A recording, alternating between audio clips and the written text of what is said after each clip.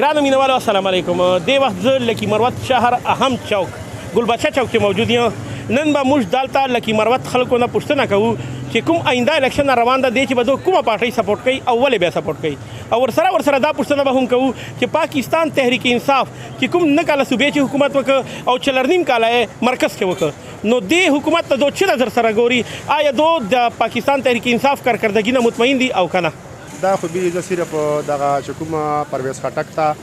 او محمود خان ده دغو پی ټي آی چې ټیم چې لا لاس تړلي ولله ادو چې کومې چارې خپلې صوبې لا ضلعې چې وکړلې واقعي موږ هغه نه ډېر مطمئن یو او موږ به انشاءالله مخته ته بیا دا پرویز خټک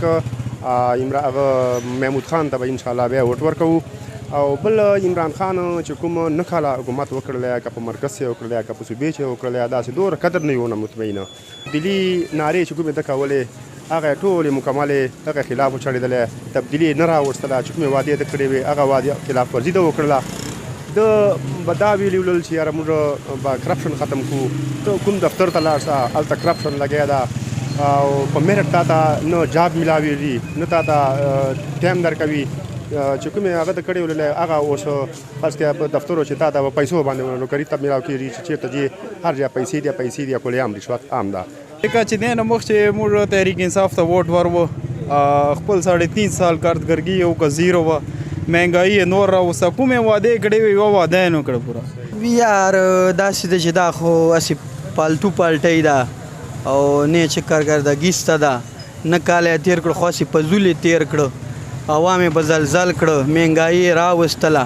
اوس دی کېناسته او عوام یې په دغې مهنګایي چې ککړ کړه. د انشاءالله د دکاندارانو دلته مشران یو، د آل شاپس یونین صدر یو، او مطلب دا چې موږ آینده د کوم الیکشن روان ده دی چې به موږ ان پی فول سپورټ کوو. دی نه مخکې مطمئن وو نه دی بیا خدای راولي دی چې کله په اقتدار چې نسته د پاکستان چې مهنګایي موږ مخکې نام نه ورېدلی، دی بعد چې دی د مهنګایي نام موږ واورېده ټیک څه، او مطلب دا ده چې دا پارټۍ موږ قابل قبول نه ده، نه پاکستاني عوام، او مطلب دا ده چې کوم د پاکستان سره وکړه مطلب دا ده هغه د واړه پاکستان خلک بیا ثبوت کوي او انشاءالله چې دي کنه دی بعد دی خدای نه راولي. زه خو به نواز شریف ته سپورټ کوم ځکه چې پاکستان چې کوم کار کړی ده دو کړی ده، د نور خواصې کیسه دي چې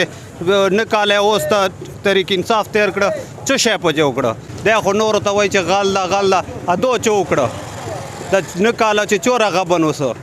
چا پته نسلی کوی که ډي سی ده که اے سی ده غلا یې ډبل کړه ورته، مخکې به یو ځای رشوت اخیسته اوس کاغذو ته ګوشي رشوت اخیسته دغسې ګوشي اخیسته.